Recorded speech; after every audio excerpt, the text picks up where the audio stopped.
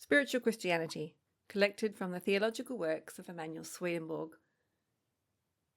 by Charles Augustus Tulk. Chapter 22. Prefatory remarks to Chapter 22, paragraph 210. We are now approaching the subject which, of all that can engage his heart and the powers of his intellect, it is most important for the student in spiritual Christianity to know. The human mind, in its successive stages of advancement, passes from one degree of life into another, which, in affection and thought, is altogether distinct from that which preceded it. Each interior degree of life has, as its representative effect, its own distinct sensuous world. Has it reached that celestial state in which the love of self has been subdued?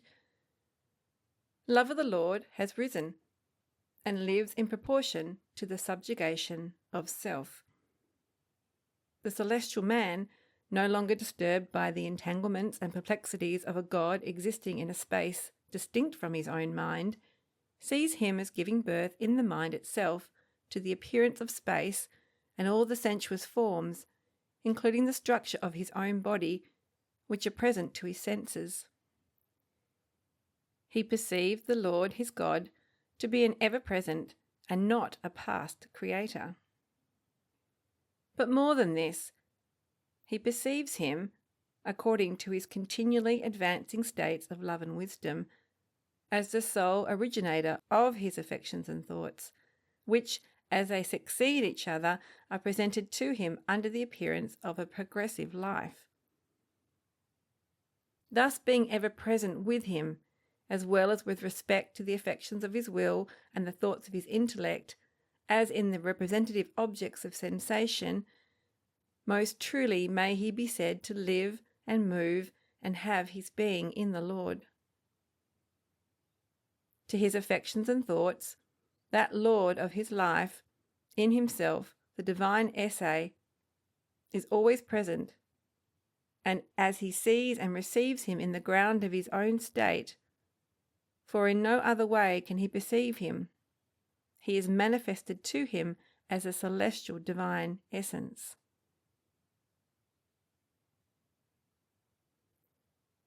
It is the same with every degree of finite life through which the mind passes in the course of its regeneration. On every step of the heavenly ladder, as the angelic being rises into a purer and clearer atmosphere, a wider prospect of more exceeding beauty opens to his mental view. Here, in this world of shadows, before man begins to rise, he sees nothing truly. Instead of sensuous objects being within the circuit of the percipient mind, they are all out of it. Instead of our sensuous world being created by the Lord and existing in the very act of being perceived by all minds who are spiritually associated by affinity and consanguinity of state, the natural man sensually pictures to himself a God who has filled an empty space with worlds, which he has created at certain remote periods of time, and who, having constructed and prepared them, adorn them with the beautiful forms of the vegetable and animal kingdoms, and finally with man, who was to draw the aliments which were to form and nourish both mind and body from this outward frame of things. In this way does the natural man think. But the gloom of night is not more opposed to the all-revealing light of day than are such conclusions, tricked out though they be in all the fascinations of natural science, to spiritual truth. It is spiritual truth, and that only, which unfolds to man the real constitution of both the spiritual and the natural worlds, and it does this by showing that they are equally states of life, which in succession are open to his mind and to his senses, and in doing this it explains the cause of that delusive appearance which is common to all natural minds before they are irradiated by the light of heaven. But it does more than this. It shows the high regenerative uses which this appearance is designed to promote. Quote, "Without it, man could not be prepared for heaven, nor with it exist in an atmosphere of heavenly thought."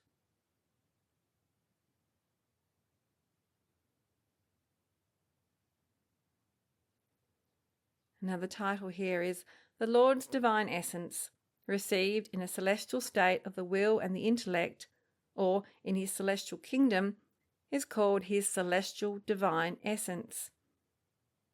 Received in a spiritual state of the intellect and will, or in his spiritual kingdom, it is called his spiritual divine essence. But received in a lower degree of celestial or spiritual life, or in the first heaven, is called his natural divine essence."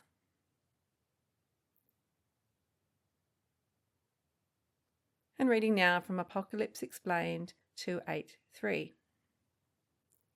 It is necessary to explain what is meant by the celestial divine essence and what by the spiritual divine essence. There are two distinct kingdoms in the heavens, one of which is called the celestial kingdom and the other the spiritual. The distinction between them consists in this, that the goodness of those who are in the former kingdom consists in love to the Lord, and the goodness of those who are in the latter kingdom in charity towards their neighbour. Hence, the celestial divine essence is the goodness of love to the Lord, and the spiritual divine essence the goodness of charity towards their neighbour.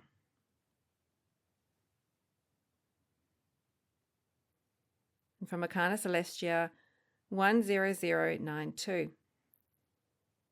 The celestial divine essence is divine goodness from the Lord received in the inmost heaven, which heaven is also called the celestial kingdom. And from Arcana Celestia 10132. The celestial divine essence is the Lord's divine essence in the inmost heaven, and this divine essence is innocence. And from Arcana Celestia 10091, the spiritual divine essence is the divine truth in the middle or second heaven, which heaven is also called the spiritual kingdom.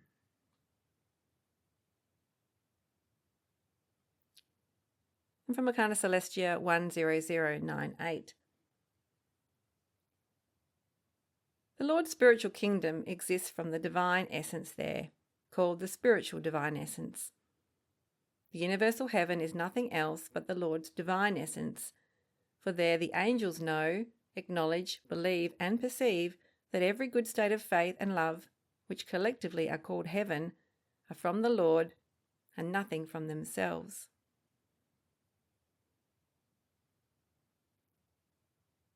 And from Arcana Celestia 10004. The tunic of Aaron signifies the inmost state of the spiritual kingdom. This follows from the signification of the tunic in which Aaron was clad, being the spiritual divine essence immediately flowing forth from the celestial essence. Thus, it is the inmost state of the spiritual kingdom.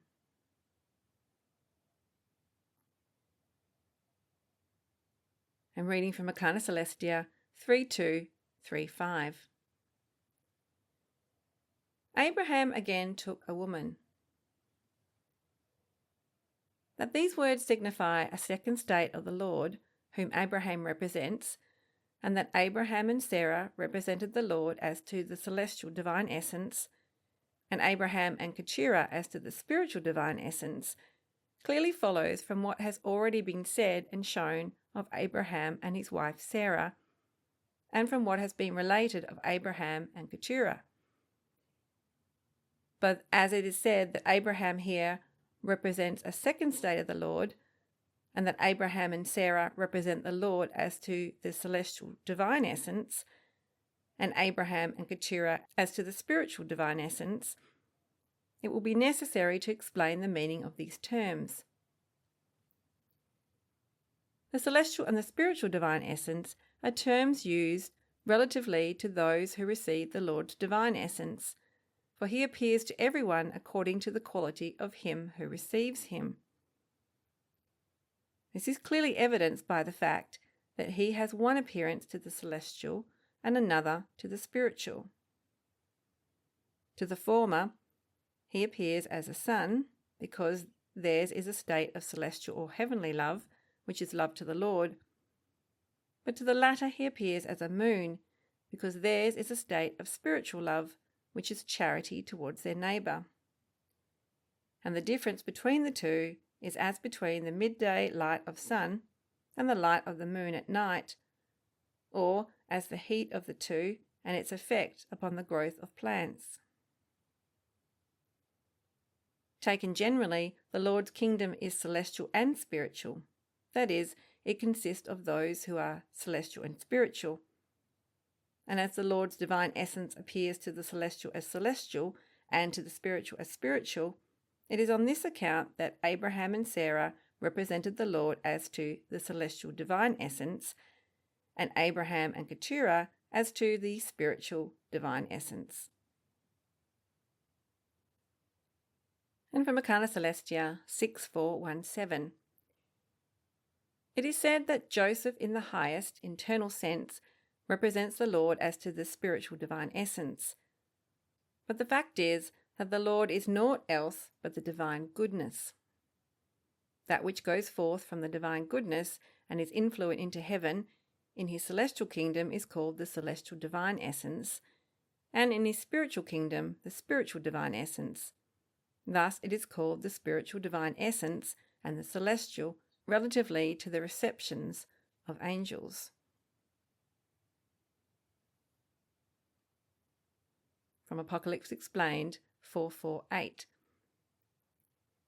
Heaven consists of two distinct kingdoms, one of which is called the celestial kingdom and the other the spiritual.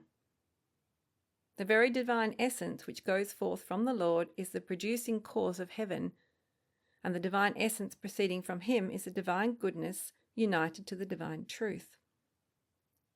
All those in heaven who are more receptive of the divine goodness than of the divine truth constitute the Lord's celestial kingdom, whereas all who are more receptive of the divine truth than of the divine goodness constitute his spiritual kingdom.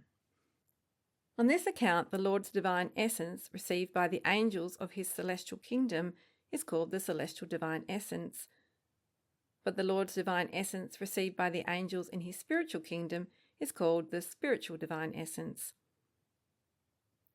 It should, however, be well understood that the divine essence proceeding from the Lord is so called from reception, and not that there are two divine essences, celestial and spiritual, proceeding from him. For the divine goodness, which from reception is called the celestial divine essence, and the divine truth, which from reception is called the spiritual divine essence, go forth united so entirely as to be not two, but one.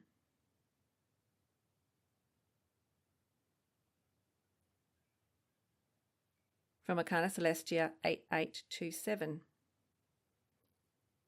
There are three heavens, the lowest of which is called the first heaven, the middle the second heaven, and the inmost the third. The divine essence is more in this last than in the two former, for in the inmost they are under the Lord's immediate intuition, being in the state of love to him, and thence in a state of innocence and peace above others. The angels in this heaven are called celestial, but in the second spiritual. Hence the divine essence in the former is called the celestial divine essence, but in the latter the spiritual divine essence.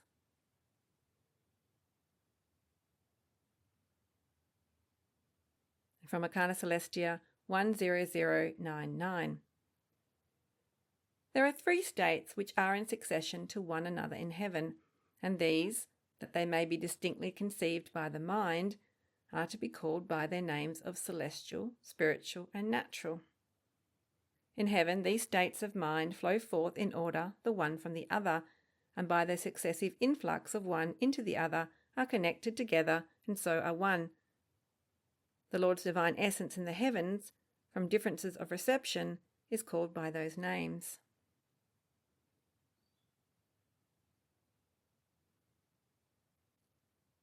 And from Arcana Celestia 10087. The head of man corresponds to the goodness of love to the Lord, which is the goodness of the inmost heaven, and is called the celestial divine essence. But the breast corresponds to the goodness of charity, which is the goodness of the middle or second heaven, and is called the spiritual divine essence. And the feet correspond to the goodness of faith, thus to the goodness of obedience, which is the goodness of the last heaven, and is called the natural divine essence.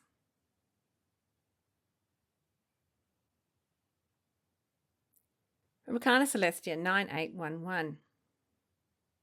Nadab and Abihu are in their signification representative of the Lord as to the spiritual divine essence. This follows from the sons of Aaron representing the divine truth proceeding from the divine goodness.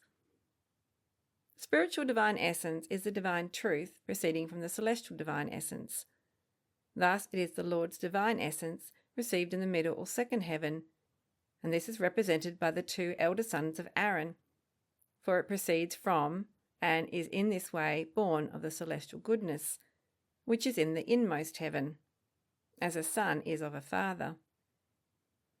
But the two younger sons of Aaron, Eleazar and Ithamar, so long as the firstborn, Nadab and Abihu, were living, represented the divine essence in the last heaven, which comes immediately after the former or second heaven, and this is called the natural divine essence.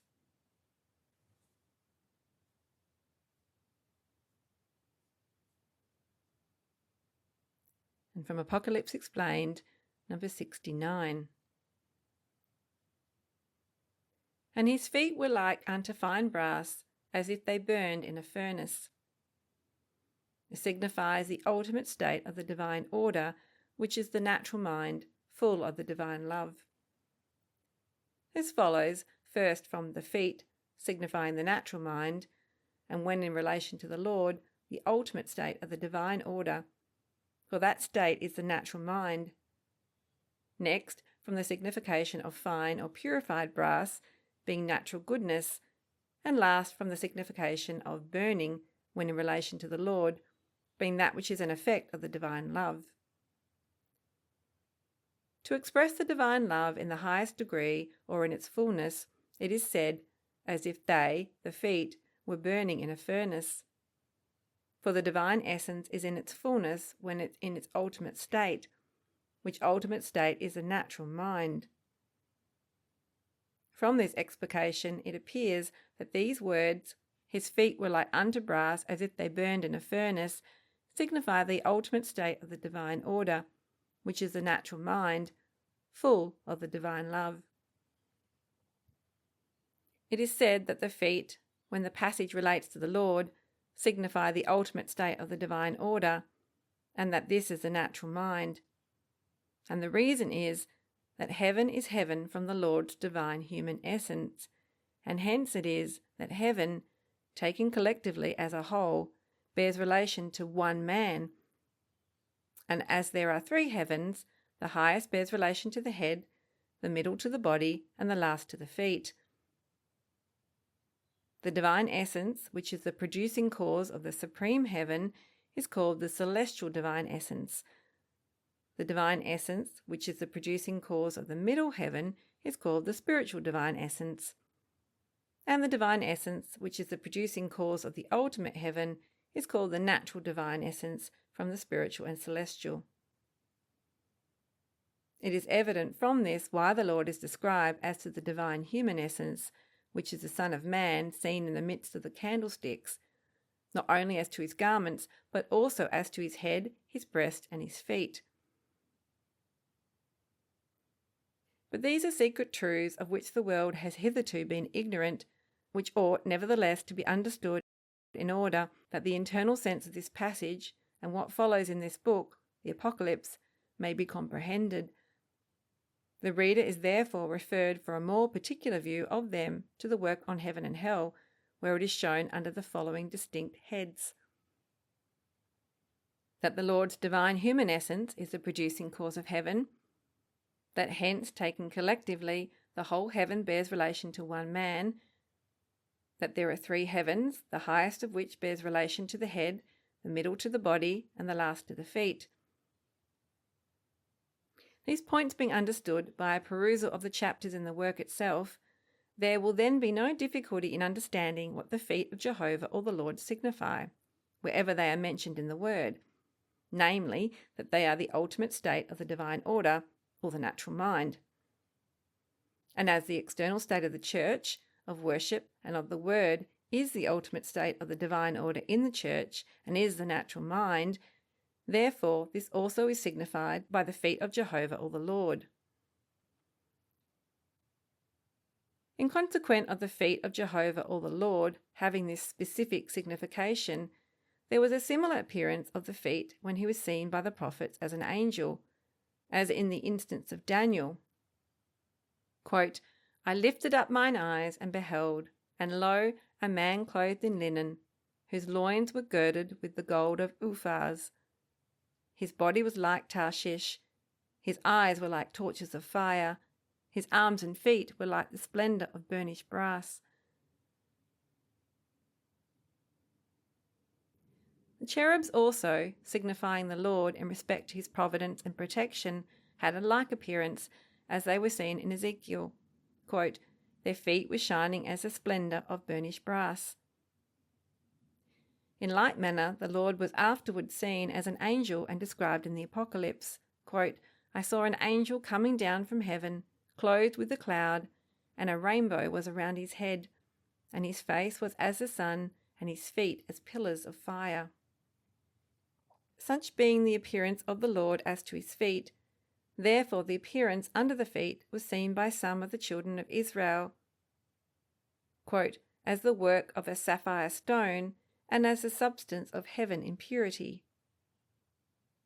That they did not see the Lord as to his feet, but only under his feet, was because they were not even in the external state of the church, of worship and of the word, but beneath it. As the feet of Jehovah or the Lord signify the ultimate state of divine order, and as this specifically is the external state of the church, of worship and of the word, therefore this state is in the word called also the footstool of his feet, as in Isaiah, quote, the glory of Lebanon shall come unto thee to beautify the place of my sanctuary, and I will make the place of my feet honourable, and they shall bow themselves down to the soles of my feet. And again, quote, the heaven is my throne, and the land of Canaan is my footstool. And in Jeremiah, quote, God hath not remembered the footstool of his feet in the day of his anger. And in the Psalms, quote, worship Jehovah at the footstool of his feet. And again in the Psalms, we will go into his habitations, we will bow down to the footstool of his feet. And in Nahum, to Jehovah the clouds are the dust of his feet.